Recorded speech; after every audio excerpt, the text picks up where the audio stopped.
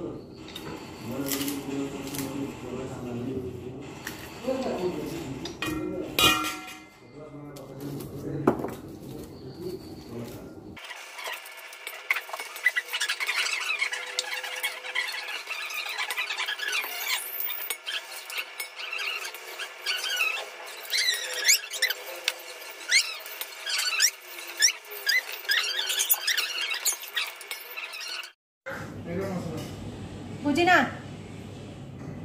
masalah. Order oh? Ay na buke bale ko magsara pariga. Paila, choila dini oh. Oh, bye. Hi guys. My customer anim busy tayo today. May mag-comment na nun sa aking t-shirt na ka. Hindi parang may-ari. Okay lang yun guys. Prepare ng mga ingredients.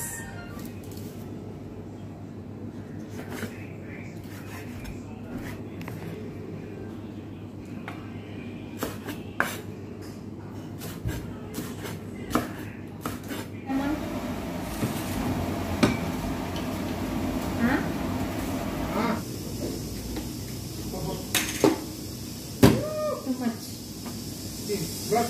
Yes.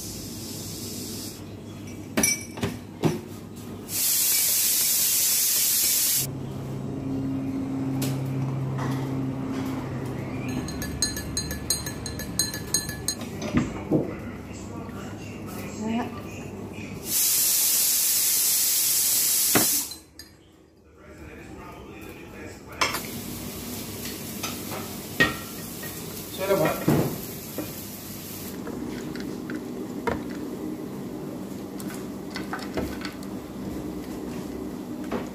Danya. Grup ma. Grup ma? Grup warung. खाना सोध्नु है खाना सिक्स हो कि कतिवटा सोधेर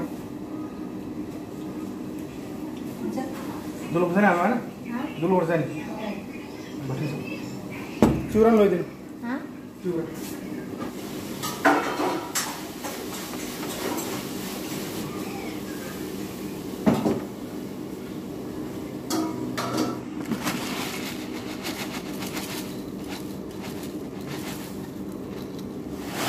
Kau dipulihin tuh,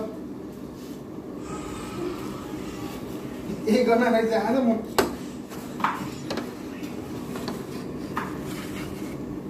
contoh lagi mana?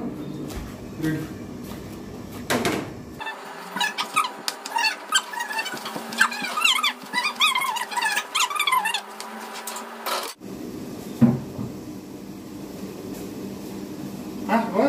Ajar Tuh tinggal hantar, mau isap. Oh, toothpick. Mau isap mati.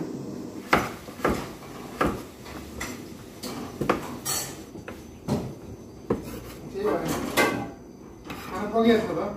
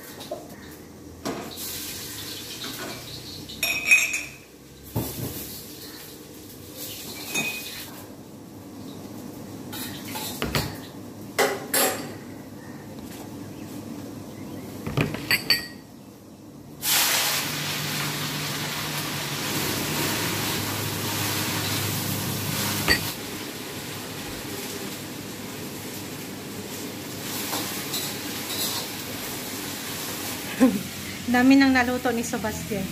O sag lang. Sag tsaka salad mamaya. Mag-cut tayo. Mukha. Kapagod guys.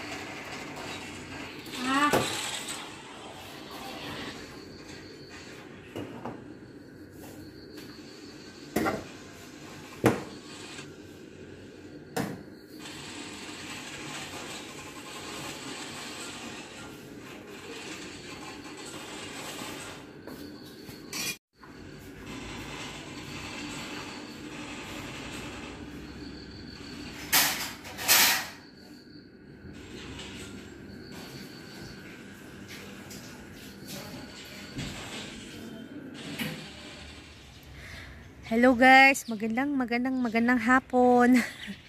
Maganda ang ating weather today. Abu! Aba!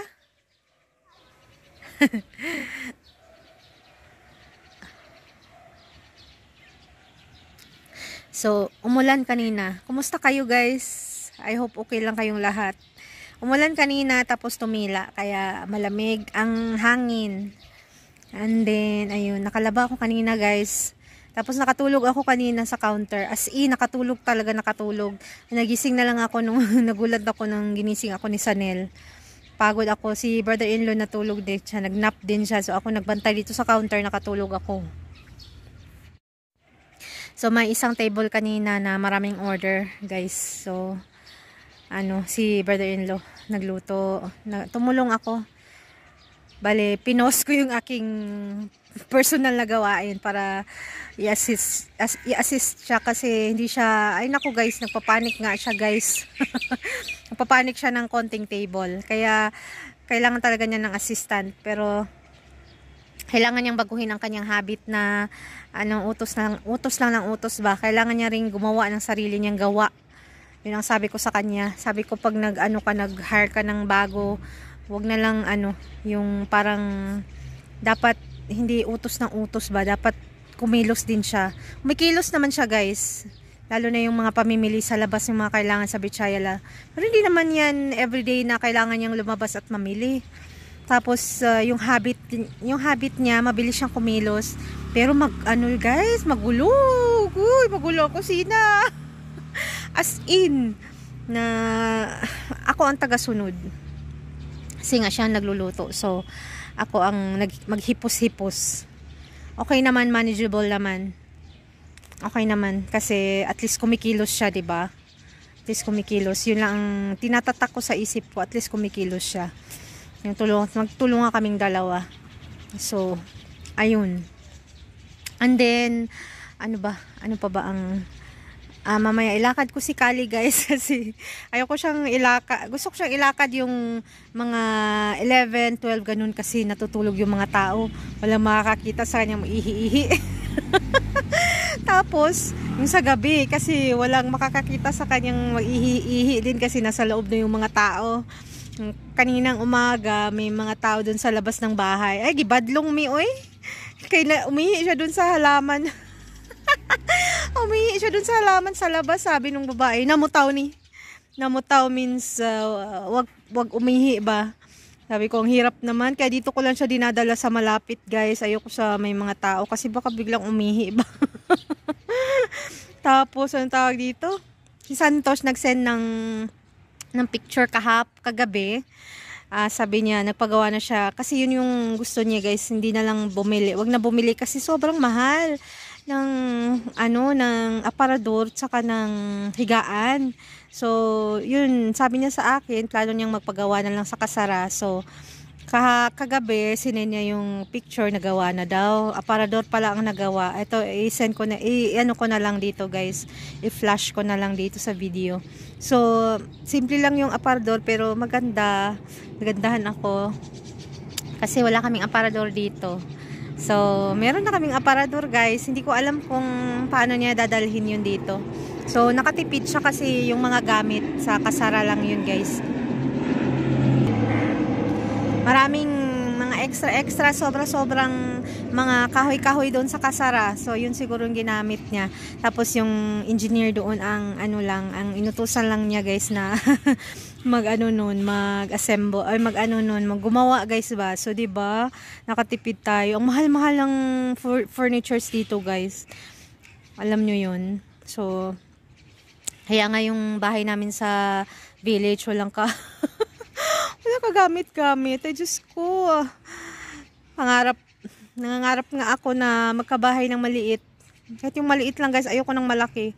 Maliit basta may mga basic na mga gamit ba, 'di ba? Kasi yun naman ang importante sa bahay, hindi naman kahit hindi ganun kalaki, basta kahit bungalow lang.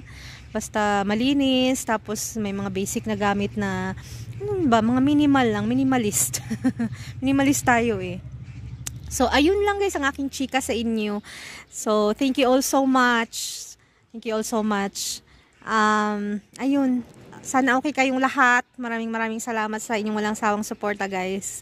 Ayan. Ayun lang. Thank you all.